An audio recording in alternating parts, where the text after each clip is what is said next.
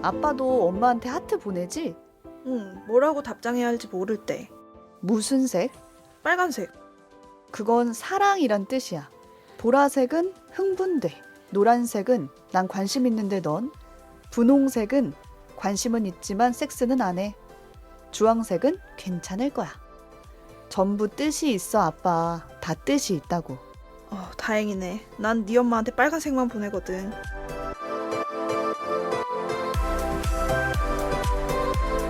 오늘 뭐 볼까 고민하는 분들을 위한 취향 추천 팟캐스트 책플릭스. 이번 에피소드는 드라마 소년의 시간 속 한 장면으로 시작합니다.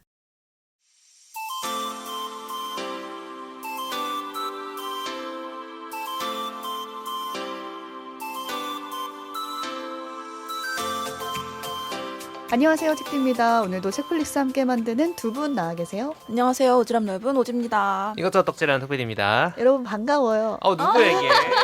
이 목소리. 어머 누구야? 봄이 왔어요. 너무 오랜만이네요. 네, 잘들 책플릭스에 봄이 지내셨죠? 왔어요, 여러분. 네, 일단 민망해. 그래도 봄이라고 해주네. 그러니까 막 겨울이나 이상한 계절 말하는 게 올게 또 아니라 왔네 이런 게 아니라 황사 이런 거 아니고. 감사합니다. 네, 어쨌든 저 오프닝 들으면서 저 이거 작품 아예 못 봤거든요. 네. 두 가지 생각이 들었어요. 일단 하트의 색깔이 있는가. 보통 우리 이모티콘 뭐 카톡이나 이런 거 보낼 때 분홍색이었나? 인스타그램 있어요. 인스타에 이모지. 있어요? 그리고 이것저것 있어. 아이폰 저는 키보드를 아이폰 쓰는데 아이폰 이모지에도 색깔이 거의 청천연색으로 다 있어요. 하트. 있어요. 그래요? 그거를 선택해서 쓸 또 생각은 일단 안 해봤고. 겔폴드 쓰는 책디.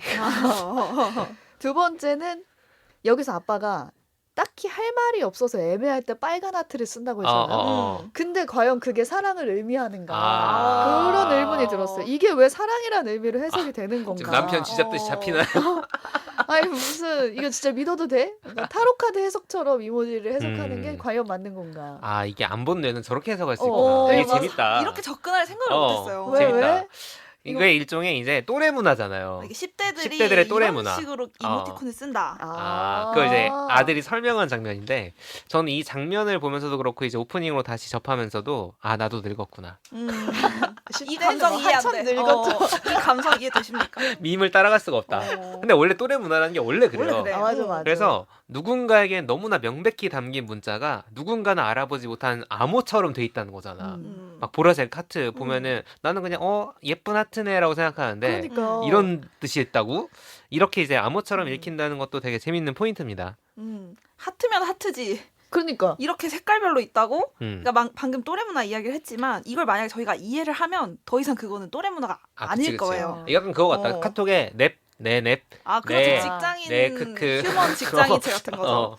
그래서 이 특수한 맥락 속에서 이 아이들이 소통하는 어떤 하나의 일종의 언어라고 보시면 되고 우리는 상상조차 할 수 없는 이 하트로 소통하는 청소년들의 이야기 우리가 감히 이해할 수도 없는 이 세계가 사실은 이 아이들한테 생존의 문제거든요. 그래서 오늘 소개할 작품에서는 한 명의 아이가 겪게 되는 복잡하고도 기묘한 청소년 또래 문화에 대해서 좀 소개하고 싶어서 오프닝으로 가져와 봤습니다. 네, 오지가 준비한 드라마 소년의 시간 그럼 소개 들어볼게요.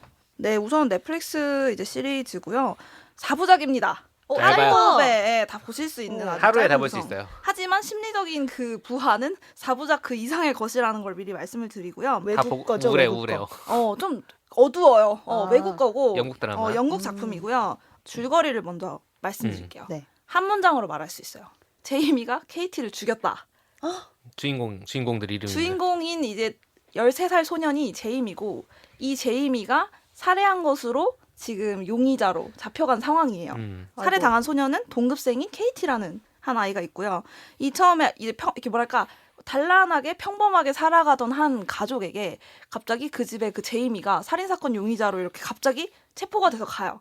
그러면서 벌어지는 이 이야기들, 이 4부작입니다. 그래서 처음에 이제 연행되는 걸로 이제 시작이 돼요. 이 모든 시리즈가. 그래서 1부에서는 제이미가 갑자기 연행이 되면서 경찰서에 갈 거 아니에요? 그러면서 이제 미성년자이기 때문에 가족들이 막 혼란스러워하지만 이제 보호자로 막 따라가면서 신문도 당하고 조사도 당하면서 실제로 이 아이가 이 사건의 진짜 진범이 맞는지 맞아. 이런 쉽게 말해서 혼란 그 자체를 보여주는 것이 1부의 전체예요. 그러니까 애는 난 안 죽였다고 하고 부모 입장에서도 이해가 안 되는 거야. 13살이거든. 갑자기 평범하고 13살? 평소 폭력적으로 막 뭘 하는 애도 아니고 그냥 평범하고 공부도 열심히 곧잘 하는 얌전한 소년이거든요. 아닐 거라고 믿으면서 보게 될 것 같아요. 그쵸. 혹은 음. 얘가 진짜 알고 보면 부모가 모르는 무슨 사이코패스인가 다중인격자인가 막 이런 여러 가지 혼란 속에서 이 아이가 겪는 이 경찰서의 상황들 심플하잖아요. 사실 줄거리가 1시간 동안 이 얘기를 볼 게 있나 싶기도 한데 그게 계속 펼쳐지고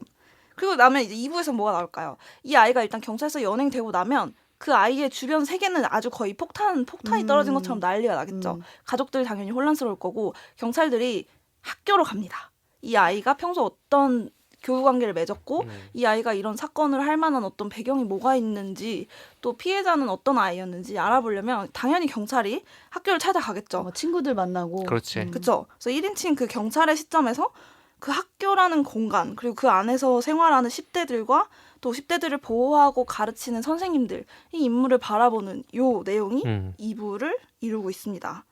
그러고 나면 이제 3부, 4부는 더 할 얘기가 별로 없을 것 같은데 3부는 이 제임이라는 아이가 어떤 심리적인 그런 이유 때문에 이런 일들을 겪고 있는지 이거를 끄집어내는 과정 아주 고통스럽고 긴 과정을 통해서 어마어마하죠. 이 청소년 지금 보호 시설에 있을 거 아니에요 제이미가 그래서 상담사가 그 이제 수사 과정의 일환으로 이 제이미를 상대로 심리 상담을 진행하는데 그 오고 가는 대화 가운데서 조금씩 한 커플씩 제이미의 깊은 심리적인 이 상황들이 조금씩 드러납니다. 그 실체에 우리도 같이 다가갈 수 있는 왜 그랬을까? 왜 그랬을까? 그래서 4부는 이제 마지막으로 제이미가 이제 연행되고 난 후 그 가족들의 일상이 어떻게 변화했고 어떤 식으로 이제 파괴됐는지 그것들을 적나라하게 보여주고 있죠. 이렇게 보면 줄거리가 막 오르락내리락 막 꼬이고 반전이 있고 새로운 인물이 등장하고 뭐 이렇게 뭐가 풀려져 나가고 이런 카타르시스가 없을 것으로 딱 보이죠. 있는 그대로의 어떤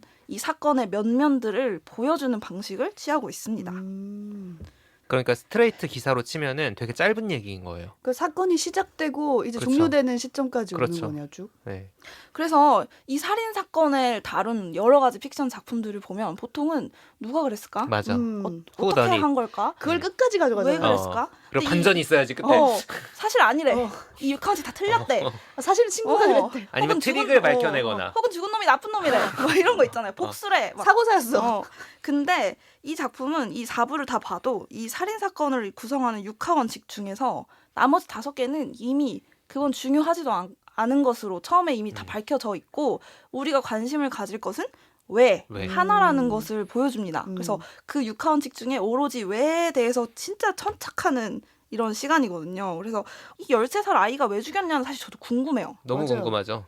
갑자기 친구를 죽였다는 게 이게 실제로 배우도 굉장히 어린 13살이에요. 왜소하게 생겼어요. 그리고 우리가 생각하는 약간 나이 든 노안의 그런 영국의 10대가 아니라 정말 애기 같아요. 우리가 생각하는 초등학생 정도로 보이는 어린 소년이 무슨 이유로 동급생을 직접 살인하는 선택을 했을까? 이거에 대한 힌트들을 작품을 따라가면서 보게 됩니다. 거기 나오는 힌트 중에 하나가 오늘의 오프닝입니다. 인스타그램이나 이런 SNS 문화에서 아이들이 공유하는 그 또래 문화 그리고 또래들끼리만 알아들을 수 있는 암호 같은 그런 단어들 혹은 이모티콘도 하나의 언어라면 그 언어들이 조금씩 수면 위로 올라오는 거예요. 그래서 오프닝만 봐서는 그래 원래 우리 때도 막 줄임말 쓰고 10대들만 아는 용어 쓰고 그게 그렇게 잘못된 건가? 그게 뭐 범죄까지 불러일으킬 수 있나? 싶잖아요. 사실 그 또래 문화 자체가 어떤 절대 선이고 절대 악은 아닌데 예를 들면 이런 용어들이 나와요. 인셀 줄임말인데 비자발적인 독신. 그러니까 이렇게 한자로 말해서 좀 있어 보이지만 너는 평생 여자도 못 만나고 그렇지, 루저야. 못쏠 찐따로 살아갈 거야 그렇지. 하는 의미가 담긴 이제 일종의 욕이에요. 모욕적인 발언이고. 근데 인셀들은 사실 뭐 맥락이 되게 긴데 인셀 얘기는 자기들 스스로 인셀이라고 부르는 문화에서 시작이 됐어요. 근데 그거를 남이 너 인셀이야 하면은 이제 그게 일종의 모욕이 되는 거야. 거지. 그래서 이게 일종의 우리나라에서 대응되는 말이 정확하게 있진 않은데 못쏠 찐따 이런 느낌으로 저는 그렇죠. 읽었어요. 그 영화에서도 인셀이란 말이 나오는 인셀이라고 거예요? 설명해줘요. 인셀은 왜냐면 거의 10년 가까이 된 문화여서 이게 그러니까 미국이나 영국이 서양 인터넷 공간에서 약간 자기들 자조적이기도 하고 우리도 그런 문화 좀 있는 것 같아요. 약간 못소리인데요 하면 서로 너 못소리야 나 못소리야 막 이런 약간 연애 못하고 약간 혼자 이렇게 막 이성한테 인기 없고 막 이런 코드가 사실 뭐 과하지 않으면 그냥 유머로 끝날 수도 있는 부분인데 이게 마치 되게 이런 청소년기에는 굉장한 어떤 모욕이고 창피한 일처럼 들키면 다뤄지는 안 되는, 거예요. 근데 13살이 극 중에서 실제로 그 대사가 나와요.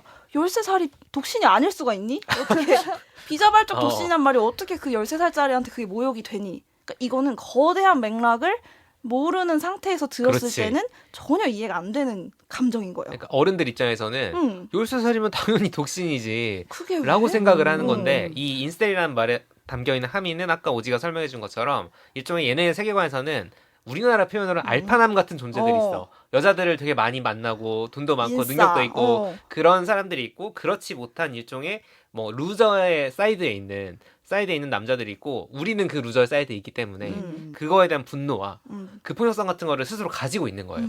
그걸 가지고 이제 읽어야 되는데 이 어른들은 전혀 모르는 거. 요즘- 외국어 같은 거. 너 빨간 이제- 하트 이상의 뭐. 그게 뭐가 문제가 되지? 약간 딱 이런 그 느낌. 반응이 나오는 거예요. 근데 저도 어른의 입장에서 계속 그 얘기를 듣게 될 거 아니에요. 하트의 7가지 색깔마다 각자 다른 의미가 있다는 걸 상상조차 못했고 그걸 알아도 그게 무슨 의미가 있는지를 감히 체감하지 못하잖아요. 그런 맥락에서 인셀을 포함한 이 10대 아이들이 공유하는 그 SNS 문화에서 어떤 남성성이라는 게 얼마나 어떤 식으로 이렇게 왜곡돼 있는지 그렇지. 또 그다음에 서로 그 성적인 어떤 폭력이 비일비재한데 그거에 대한 아이들의 그 공유하는 문화는 어느 정도 지금 상황인지 전혀 우리는 짐작도 못하고 비밀스럽지도 않은데 마치 우리는 접근할 수 없는 어떤 세계가 있는 거예요. 들여다볼 수가 없으니까. 이게 누가 누굴 때리면 눈에 보이잖아요. 멍들고 피나는 게 보이는데 그 가상 공간에서 일어나는 일에 대해서 실제로 이 작품에 등장하는 부모님, 경찰관, 선생님들은 상상조차 못하고 있었던 상황입니다. 그거를 보고 있어도 무슨 일이 벌어지는지 모르는 거야. 이해가 해독이 안 된달까? 이해가 안 되는 거지. 예를 들면 누가 누구한테 인셀이라고 너는 인셀이다 이렇게 욕을 했어. 그럼 거기 좋아요를 누른 사람은 동의란 뜻이래. 동의지 뭐. 동의합니다. 그래서 야, 얘 인셀 맞아 아니야 이렇게 예를 들면 우리였으면 아마 서로 물어봤을 거예요. 우리가 10대였으면 그렇게 물어봤을 거예요. 야, 얘 찐따야 아니야. 맞으면 예스라고 해봐. 이러면 이렇게 해가지고 숫자를 셌겠죠. 공책에다. 근데 얘네는 이걸 좋아요로 표현하는 거야. 그러니까 우리가 인스타그램을 사용하는 방식과는 전혀 다른 방식으로 아이들이 서로 소통을 하고 그 소통 가운데서 폭력이 발생하는 거죠. 이게 맥락을 좀 이해하고 이 제이미를 다시 들여다보면 조금씩 비밀이 벗겨지기 시작합니다. 제이미는 인셀로 놀림을 받았던 아이인 거죠. 그렇죠. 실제로 이 제이미가 살해한 대상인 케이티도 똑같이 13살 여자아이인데 극 중에 그런 내용이 나와요. 뭔가 인셀이라는 그런 개념을 비롯해서 이 SNS 공간에서 제이미랑 뭔가 갈등이 있었고 그 단순히 누가 놀려서 싫어해 이 감정이 아니라 제이미가 케이티가 어쨌든 여자잖아요. 그러니까 여자친구에 대한 어떤 이상하고 왜곡되고 복합적인 감정을 케이티한테 갖고 있었어요. 그래서 고백하기도 하고 뭔가 이렇게 마음을 얻으려고 했는데 거절당하기도 하면서 서로가 이제 좀 뭔가 갈등이 있었던 상황. 그것이 이제 암시가 되고 근데 우리는 그렇다고 사람을 죽여? 그러니까. 라는 질문이 남는 거죠. 근데도 죽인다는 거예요. 이 과정이 특히 3부의 그 백미인 그 상담 대화의 과정을 보면 이게 성립이 돼요. 이 과정이 차근차근 조금씩 보이기 시작합니다. 어떤 수준의 모욕감을 느낀 걸까요? 상상이 안 되네. 그치.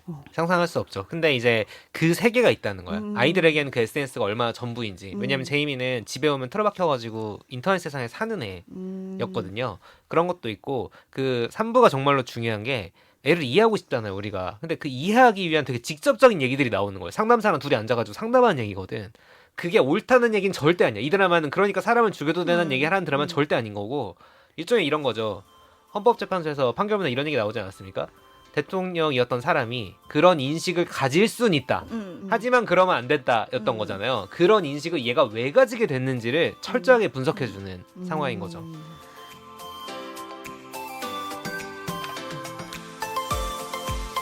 저는 근데 이거 생각하면서 이 드라마 제목 소년의 시간 이 영어 원제로는 아돌레센스예요. 청소년기. 그러니까 우리는 약간 사춘기라는 용어로 많이 사용하는 것 같아요. 그렇죠. 한국말에서는. 근데 정확하게 중립적으로는 청소년기인데 저는 사실 이 좋아요나 이런 SNS 세대는 저는 사실 버디버디 세대인데 맞아. 그때 그렇게 심각하진 않았던 것 같거든요. 오히려 오프라인에서 왕따 현상이나 오히려 그런 게 더 그런 게 있었지. 더 약간 가시화됐던 때 같아요. 그래서 약간 저는 사춘기 시절에 걱정했던 건 뭘까 생각해봤을 때는 저는 그게 있었어요. 브랜드 옷 입는 거. 저는 나이키, 그다음에 아디다스, 퓨마 요게 3대장이었는데 뭐 노스페이스 시대는 중학생 우리보다 때는. 뒤죠. 노스페이스 조금 뒤에요. 그래가지고 근데 너무 비싸잖아요. 그 전까지 비싸지. 내가 맞아. 엄마가 사주던 옷의 가격에 비하면 너무 비싼데 이걸 어떻게든 구해야 돼. 이게 갈등이었던 것 같아. 근데 짝퉁이라도 입어야 돼. 근데 짝퉁인 걸 숨기지 않아도 되는데 어쨌든 아디다스를 걸쳐야 돼. 약간 예를 들면 맞아, 비싼 맞아. 걸 입어도 아디다스가 아니면 안 돼. 또 이런 기묘한 게 있었어요. 그래가지고 매일매일 고민했던 것 같아요. 아디다스 옷을 어떻게 하면 입을 수 있을까? 나이키 신발 어떻게 하면 신을 수 있을까? K-스위스 가방 어떻게 멜 수 있을까? 이런 걸 좀 고민했던 것 같아요. 친구들 사이에서. 그 일종의 이제 또래 섞이지 못하는 것에 대한 찐따 두려움이죠. 될까봐. 쟤는 찐따야 이런 얘기를 하니까. 언니가 있으면 좋은 게 언니랑 바꿔가면서 입으면 제 동생은 제 거 많이 물려줬는데 또 어. 약간 유행이 바뀌더라고. 바뀌지, 그럴 수 바뀌지. 있지. 저는 그냥 정말 관계적인 거를 생각했는데 듣다 보니까 우리 버디버디를 엄청 헷갈잖아요. 네. 근데 그때 버디버디의 옷을 입히는 게 엄청 유행했어요. 아바타. 아바타. 막 약간 뭐 맞아요. 세일러문도 세일러문 무슨 공주였다가 별게 다 있었지. 별게 엄청 많았어요. 문화상품권으로 했죠. 그거를 하고 싶은데 그 충전하는 게 엄마한테 그 충전한다고 돈이잖아요. 한다는 게 이게 안 되는 거예요. 그래서 항상 교회 이런 데서 문상 받아가지고 그걸 충전해서 그걸 또 때때로 바꿔줘야 돼. 맞아. 하나만 계속 입고 있으면 안 된단 또 말이에요. 없어 보여 그러면. 그리고 막 바꿨을 때 애들이 뭐 너 이거 샀네 막 이렇게 하면서 그게 갑자기 생각나면서 내가 그 기본 아바타로 있는 걸 되게 불안해했던 게 기억이 났어요. 있었네. 이때도 이 가상 공간 있었네. 그렇지. 있었어. 있을 수 있죠. 그리고 2010년대에 들어오면 학교 같은 드라마에서 우리가 이제 최근에 학교 폭력을 되게 정면으로 다룬 드라마 되게 여러 가지가 있지만 가장 핫했던 건 더글로리였잖아요. 최근에. 근데 2010년대에 들어오면서 카톡 불링이 소재로 다뤄지기 시작해요. 지금도 존재하고 카톡방에서 이제 이루어지는 학교 폭력. 카톡이 있었구나. 그게 이제 우리 세대는 아니야. 우리가 다행이야. 우리는 그래도 성인 된 어른 다음에 되고 카톡했는데. 그게 있었는데 사실 그런 것들을 보면 한국도 사실 크게 다르지 않을 수 있는 거예요. 어떻게 보면 좀 직접 오히려 카톡은 근데 좀 더 직접적인 언어라면 얘는 좀 더 이제 은어들이 많은. 왠지 있을 것 같아요. 근데 우리나라도. 있을 것 같아요. 저도 아까 얘기하면서 들어보니까 우리들도 인스타그램 많이 쓰는데 요즘 10대들 다 인스타그램으로 무슨 하잖아요. 뭐 틱톡이나. 반모 뭐 있잖아요. 뭐 마팔, 선팔 마팔 뭐 이런 거 있잖아요. 뭐 진짜 그 말이 맞는지 모르겠다. 진짜 어른 같이 말했죠. 우리가 40대 같이 말했죠. 너무 모르니까. 부장님이 와서 대박 이런 얘기하고 킹왕짱이냐? 뭐 이런 거잖아요. 그런 상황 같죠. 제가 이거를 제 주변에 물어보니 친구들이랑 떨어지는 게 싫어서 뭐 이사 가거나 이런 건 당연히 싫었고 맞아. 문이과 선택할 때도 친구들 반 많은 선택할 때. 과를 선택했다. 맞아요. 심지어는 학원 고를 때도 친구 따라가고 막 이게 어떻게 보면 보편적인 감정 아닐까? 이게 특수한 몇 명만 그쵸. 겪는 게 아니라 누구나 그런 마음이지 않았을까요? 그렇습니다.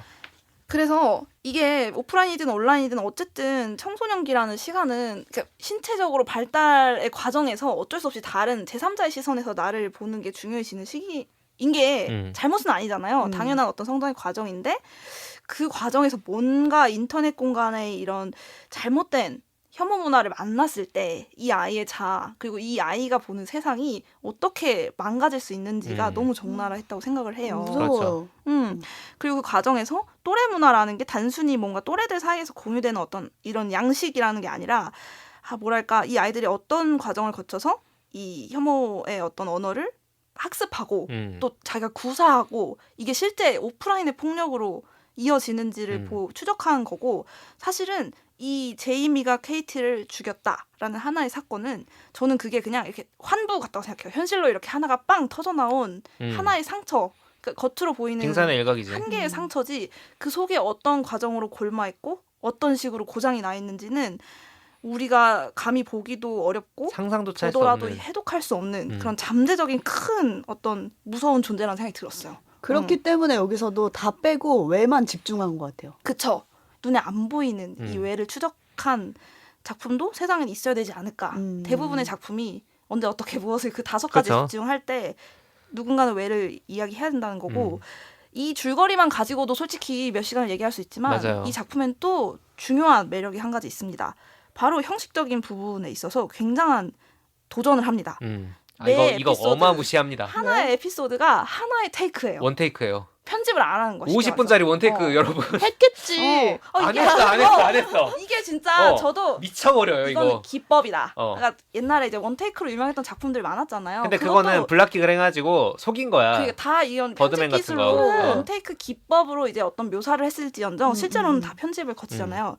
제가 이거 메이킹 필름 보니까 저는 이거 당연히 편집이다를 드론 날릴 때 생각했거든요. 그게 초반전이지. 진짜 원테이크예요. 이게 갑자기 뷰가 사람을 따라가다가 아이 레벨로 가다가 갑자기 하늘로 떠요. 드론으로 가 갑자기. 그럼 이거는 원테이크로 찍을 수가 없잖아. 우리가 상식을 할 때. 근데 찍었더라고. 그걸 원테이크로 했다고? 너무 궁금해서 제가 넷플릭스에서 올려둔 메이킹 필름을 다 봤더니 실시간으로 이렇게 감독이 손을 이렇게 바꿔주고 들고 가다가 드론에다가 드론에 끼워. 실시간으로 그리고 드론 날려. 그리고 드론 날려. 심지어 어떤 거는 창문을 통과하는 이제 앵글이 있거든요. 창문은 그냥 이렇게 통과하게 이렇게 장치를 해놓고 뛰어가고 이게 한 5, 60분 50분, 60분 되거든요.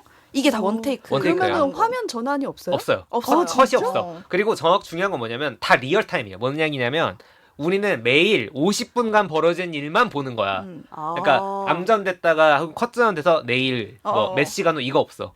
다음 날 뭐 이런 게 아니고 그런 거 없어. 제가 진짜 놀란 게 아이가 이제 연행되어 가는 과정 집에서 출발해서 차에 태워요. 경찰서에 가요. 차 타고 가는 게 계속 보여주는 거야. 실제로 그래서 그 정도 걸리는 거리에 세트장이 있었겠죠. 그래서 이 사람들의 연기 흐름도 1시간 동안 NG를 안 내고 가는 거야. 그치.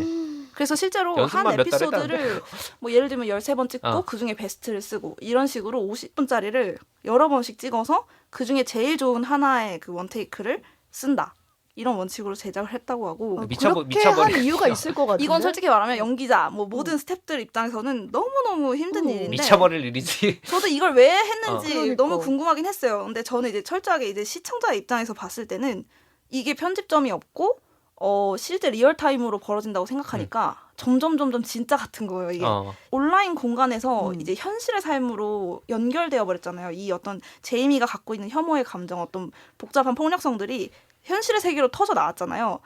이 삶은 가짜가 아닌 거야. 편집 불가능한 어떤 실제의 삶이고 이 50분의 호흡을 나도 실제로 50분의 호흡으로 따라가면서 내가 그 생생한 그 현실로 확 몰입이 되더라고요. 이 시간은 실제 하는 시간이구나. 내 인생 24시간에 실제 하는 50분이었구나. 라는 감각을 좀 느끼게 해주더라고요. 그 인물에게 좀 더 집중할 수 있어요.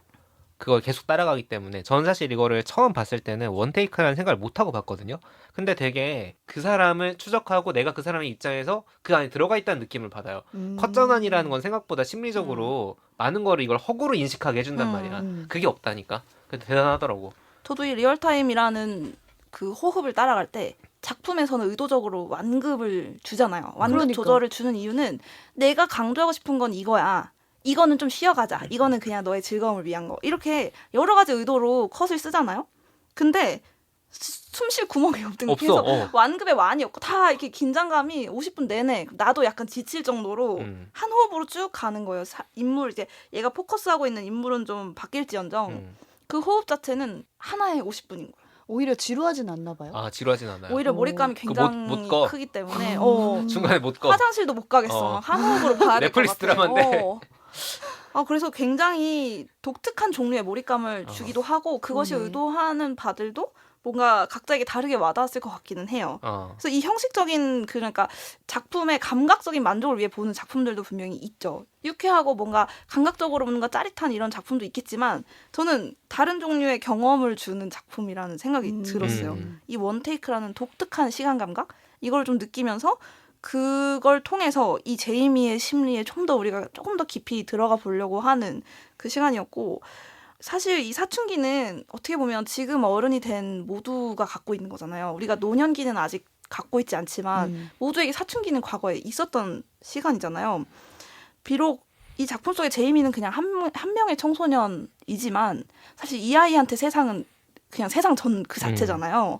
그래서 이 아이 하나가 무언가 어떤 지점에서 뭔가 망가지고 뭔가 이 아이가 마음에 결함이 생겼을 때 사실은 그 세계가 무너진다라고 생각을 해보면 한 명의 일로 그냥 치부할 일은 아닌 것 같아요. 이 아이의 세계 전체가 이제 망가지는 거기 때문에 그런 시기를 우리도 다 겪어왔잖아요. 한편으로 그때는 진짜 모든 세상이 무너지는 일들이 있었으니까 이게 우리가 사소하다고 여기는 것이 누군가한테는 세상이 무너지는 경험일 수 있고 실제로 생존 진짜 물리적인 삶과 죽음의 문제를 결정지을 수도 있다는 거를 우리 이미 알고 있는데 자꾸 잊어먹는단 말이죠. 왜냐면 맞아요. 과거의 시간이니까. 근데 이건 우리가 지금 풀어야 될 현재의 문제거든요. 이걸 되게 현재라는 감각을 아주 진하게 주는 형식과 구성을 택했다고 생각하고 여러분들의 사춘기가 밝을 수도 있고 어두울 수도 있겠지만 혹은 그게 손재되어 있겠지만 좀 떠올려 보면서 우리가 지금의 청소년들에게는 뭘 줄 수 있을까? 뭘 해줄 수 있을까? 한 번쯤은 좀 고민해보는 또 의미도 있는 작품인 것 같아서 갖고 왔습니다. 지금 오지가 설명해 준 것만 듣고도 다 들었다고 생각하시면 안 되는 게 되게 보시면 되게 다른 내용들이 많아요. 모든 아이가 그렇지 않잖아요. 그런 환경에 노출되어 있는 사람은 되게 여러 명이 있는데 모든 사람이 가해자가 되진 않잖아요. 이 정도 폭력의 가해자가 되진 않죠. 근데 여기서 뭔가 되게 조각처럼 보여주는 건 아까 오지가 언급했지만 약간 유해한 남성성 같은 것들이 어떻게 13살 소년에게 주입되는가. 근데 그게 온라인 공간에서 벌어지는 것만 있는 건 아니에요. 가족 안에 있어요. 근데 그렇다고 아빠가 폭력 가정이냐. 그게 아니라는 걸 계속 보여줘. 그러니까요. 그게 아닌데. 잘하려고 노력하는 아빠인데 이게 잘못된 거예요. 그게 뭔가. 아니야. 그리고 이제 여기는 이제 경찰관도 그 학교에 다니는 처음에 오프닝에 나왔던 게 이제 경찰관과 그 학교에 다니는 아들의 이야기 대화거든요. 가해자와 피해자가 다니는 학교에 이 경찰관의 아들도 다녀요. 그래가지고 그 경찰관이 수사하다가 이해를 못하고 있는 상황에서 아들이 설명해 주는 거야. 아빠 사실은 이런 거야. 헛다리 짚지 마. 아빠 하트 보내잖아. 헛소리 지금 헛다리 짚고 있어라고 얘기해 주는 얘기인데 그 부자 관계도 그렇고 이 제임이라는 실제로 살인을 저지른 아이와 제임이 아버지와의 관계도 그렇고 나는 뭐 아내나 자녀들을 때리지 않았어. 상실하게 그냥 잘 유지하는 가장이야 정도로 그 유해한 남성성이 사라지지 않는 그것들을 계속 보여줘요. 그래가지고 쉽지 않다. 진짜 쉽지 않아요. 정말 쉽지 않고 진짜 남자들 방송해야 된다. 진짜 보면서 이 아버지의 되게 감정이입되는 지점이 있는데 노력하거든요. 심지어는 노력하지 않는 아버지가 아닌데도 왜 이 결과값이 나왔을까? 그게 굉장히 사화에 고민해요. 나와요. 미쳐버려요. 그거 보고 있으면서 나는 사실 사화가 제일 재밌는데 그 심리상담은 제일 재밌긴 하지만 이 사화가 왜 필요했을까? 이거는 가족들의 시간을 보여준다는 말도 맞지만 뭔가 이 정도로는 안 되는구나. 뭔가 처절하죠. 우리는 뭘 더 할 수 있을까가 그냥 뭐 제도를 만들고 SNS를 규제하고 이런 게 아닌 거예요. 어떻게 보면은 그것까지 보여준다는 점에서 되게 완성도 높은 작품입니다. 이 사회 문제에 대해서 레이어가 되게 많은 작품이고 직접 경험하는 걸 추천하는 작품 중에 하나예요. 줄거리만 알아서는 완전히 볼 수 없는 그런 작품이니까 한번 보시면 좋을 것 같습니다. 같아요. 저는 4시간을 한번 봐보겠다. 라고 결심을 하고 쭉 봤거든. 저는 그건 좀 비추천합니다. 끊어봐야 돼요? 심리적으로 하루에 힘들어요. 다 보지 마. 하루에 다 보지 말고 나는 하루에 다 봤거든. 근데 너무 힘들더라고. 저도 힘들었어요. 그런 얘기를 듣다 보니까 이 소년의 시간이라는 게 거기서 끝나는 게 아니라는 생각이 아니죠. 들거든요. 지금 제이미 같은 경우에는 KT 사건 때문에 이제 정말 가시적으로 보이는 어떤 결과물이 나왔지만 그렇게 되지 않고 그 소년의 시간을 가진 채 어른이 된 사람도 많을 거란 엄청 말이에요. 많죠. 근데 그거를 어떻게 극복해 가는가를 극복한 사람도 있겠죠. 그러면 그 극복 과정을 잘 기억을 해서 무언가 더 어떻게 하면 우리가 청소년기를 잘 보낼 수 있을까에 도움이 될 만한 무언가를 하면 좋은데 보통은 다 그렇지 않고 내재적으로 가지고 있다가 언제 발현될지 모르는 그게 이미 더 내 한 무서운 것 조각이 같아요. 됐어. 시한폭탄. 지난번에 이제 오지가 했던 얘기랑 좀 연결된 얘기인데 내가 힘들고 고통받았던 시간에 대한 기억을 가지고 그 처지에 있는 사람을 알아봐주는 건 되게 중요한 것 같아. 맞아요. 같이 페이스메이킹 해주는 것처럼 알아봐주고 나 저때 저런 고민했었는데 나 저거 되게 힘들었었는데 나 저 마음 알지. 그 저 마음 브랜드에 알지. 시작하는 그 소녀 알지. 막. 그거를 이제 누가 발견해주느냐 발견해주고 흑화하기 전에 붙잡느냐도 되게 중요하다는 생각이 들더라고요.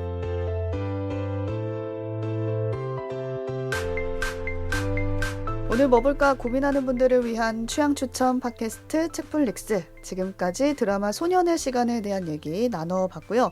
이제 클로징 코너인데 요즘 뭐 봤지? 오늘은 제가 준비를 해왔습니다. 뭘 보셨나요? 넷플릭스에 약한 영웅을 보고 왔는데 어쩌다 보니 지금 계속 얘기를 들으면서 10대란 대체 어떤 나이인가? 정말 그 살아남느냐고 고군분투했던 그 학창 시절이 막 떠오르는 그런 작품이기도 하거든요. 이 작품이 일단 2022년에 웨이브를 통해서 공개가 됐었어요. 근데 별로 안 떴어요. 그때 좀 망했고 넷플릭스로 넘어갔는데 거기서 완전 빵 떴거든요. 저도 웨이브에서 계속 그게 왔다 갔다 했는데 안 당기더라고요. 근데 넷플릭스에 어느 날 막 1위가 되어 있고 2위가 되어 있고 해가지고 다시 봤어요. 아, 그래 네. 마케팅에 당했다. 그것도 당했어. 그렇고 이게 평론가들은 시즌 1 되게 좋게 봤는데 맞아요. 대중적으로 못 떠가지고 못 시즌 떴나 2를 봐. 만들면서 넷플릭스로 넘어왔죠. 근데 너무 괜찮은 거예요. 작품이 좋죠. 네. 그리고 클래스로 얘네가 시즌을 클래스 1, 클래스 2 이렇게 음. 나누는데 클래스 2가 4월 25일에 공개가 됩니다. 클래스 1은 일단 8회분으로 되어 있고 제가 밤 10시에 이걸 시작했는데 새벽까지 그냥 어머. 한 방에 봤거든요. 아니, 한국형 도파민. 가야겠다. 여러분 한번 꼭 보세요. 일단 줄거리를 잠깐 말씀드리면 이 이야기를 끌어가는 3인방이 있어요. 먼저 그 교실 앞자리에서 공부를 아주 열심히 하는 전교 1등 연시은. 근데 연시은은 전교 1등이기 때문에 그냥 다들 공부하는데 방해를 안 하려고 하지만 보통 그런 애들은 보통 전교 1등은 안 건드려. 안 건드려. 안 건드려요. 근데 교실 뒷자리에서 이 아이를 뭔가 시샘하고 뭔가 이렇게 건드리고 싶은 아이들 일진들이 있었어요. 근데 그들이 이제 연시은을 건들기 시작하는데 보통의 전교 1등이나 이제 교실에서 공부를 잘한다고 하는 애들은 거기에 대응하지 않거든요. 그냥 맞아주고 아니면 돈을 좀 주고 말고 막 이렇게 하는데 연시은은 참지 않아. 그래서 진짜 공격을 하는데 공격을 할 때 어떻게 했냐면 볼펜을 막 이래. 벌써 무서워. 연시에는 맨날 볼펜을 가지고 있잖아. 전교 1등이니까. 이렇게 하면서 그 자기를 건드리는 애 손등을 그냥 찍어버려요. 아, 근데 그런 미친 사람은 또 일진 또 안 건드리는데. 근데 이 미친 애가 이제 머릿속으로 공부를 잘하니까 막 파블로프의 개실험 막 이런 식으로 공식을 맞아. 막 떠올려. 그게 있죠. 아, 삼각비가 어쩌고. 막 이런. 그게 이제 미생에서 바둑 같은 역할을 해요. 반작용 막 이러면서 막. 그러면서 이제 무의식적인 공포를 조장한다 하면서 그런 일진이 또 다가오면은 딸깍딸깍 소리를 내. 그럼 일진들이 벌벌. 벌벌. 약간 웹툰적인 그런 재미 요소가 있는 거고 두 번째 인물은 반 안에서 진짜 일장은 또 따로 있었어요.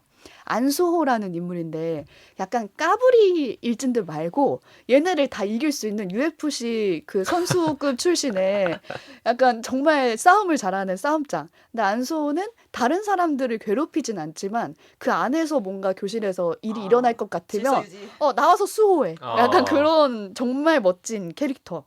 그리고 마지막으로 이 교실에 전학 온 범석이란 친구가 있는데 전 학교에서 엄청난 따돌림을 당했던 거예요. 전학 오면서 이 학교에서는 꼭 적응을 잘 하고 싶다라는 의지가 굉장히 강한 친구였는데 외형적으로만 봐도 너무나 왜소하기 때문에 또 그 일진들의 타겟이 됩니다. 근데 이렇게 시은, 수호, 범석이 친구예요? 처음에는 각자의 세계에서 살아남으려고 막 고군분투해요. 근데 그러다가 서로 친구가 되면서 최강 됐다. 뭔가 서로가 서로의 영웅이 되는 그런 과정을 그리고 있거든요. 제가 이 작품이 좋았던 이유는 되게 뻔하긴 해요. 교실 안에서의 이야기고 사이다 막 이런 거잖아. 앞서 말씀해주신 소년의 시간을 외에 집중하기보다는 외를 빼고 거의 다 보여준다고 생각하면 돼요. 동물의 왕국입니다. 그리고 약간 힘을 숨긴 힘순 찐. 약간 그런 컨셉이잖아. 이게 보다 보면은 8회 내내 얘는 왜 그랬을까? 막 이런 생각을 시청자로 하여금 생각해보게 하는 작품인 것 같고요. 이게 좋았던 이유가 저는 약한 영웅이라는 제목이 이 작품에 너무 찰떡이라고 생각이 들었거든요. 영웅이라는 사람은 되게 센 사람. 여기서 영웅은 근데 너무 약한 시은을 주로 그리고 있단 말이에요. 그러니까 외형적으로 너무 약하디 약한 이 사람을 왜 영웅이라고 하고 왜 주변 사람들이 시은을 되게 무서워하고 혹은 멋지게 볼까. 그랬을 때 시은이 강해 보이는 거는 되게 자기가 다치는 거는 전혀 생각을 안 하고 남들을 위해서 이제 친구를 막 구하는 모습을 보여주기 때문인 것 같거든요. 그렇게 생각해 보면은 내가 자라오는 동안 내 주변에도 분명 약한 영웅이 있었다. 왜 이렇게까지 얘가 하는 걸까? 정말 내일이 없는 청소년기를 보내는 이 아이의 마음은 뭘까? 이런 생각을 하게 하는 작품이었거든요. 손등만 찍고 끝났으면 그냥 약했다가 강해진 사람이지만 영웅까지는 못 갔을 텐데 그러니까 나 다치는 거 싫어서 복수했어. 그럼 영웅이라고 하긴 좀 그렇잖아요. 그냥 날 보호한 거지. 근데 뭔가 영웅이 되기 위한 요소를 하나씩 갖춰가면서 성장하며 이렇게 그쵸. 거듭나겠죠. 자기 희생을 정말 감당해가면서 친구를 구하는 그런 인물이고 아까 오지가 가장 두려웠던 게 뭐냐 청소년기 때 이런 질문을 줬을 때 저는 이런 대답도 하고 싶었거든요. 혼자가 되는 게 굉장히 두려웠던 그렇죠. 생활이었던 것 같아요. 근데 그때 날 지켜준 친구는 누가 있었으면 내가 혼자가 아닐 때 내가 혹은 지켜주고 싶었던 친구는 무엇이 있었을까? 누구였을까? 뭐 이런 생각을 되게 해보게 하는 작품이어서 여러분이 한번 시간 되실 때 도파민도 터지니까 한번 꼭 보셨으면 좋겠다. 네, 클래스 2도 나온다고 하니까 기다리면서 보셔도 좋을 것 같습니다. 네. 오늘 준비한 얘기는 여기까지고요. 방송 들으시면서 떠오른 생각이나 또 다른 추천 작품 있으시면요. 댓글로 남겨주시면 감사하겠습니다. 저희는 다음 주에 새로운 에피소드로 돌아오겠습니다. 고맙습니다. 감사합니다.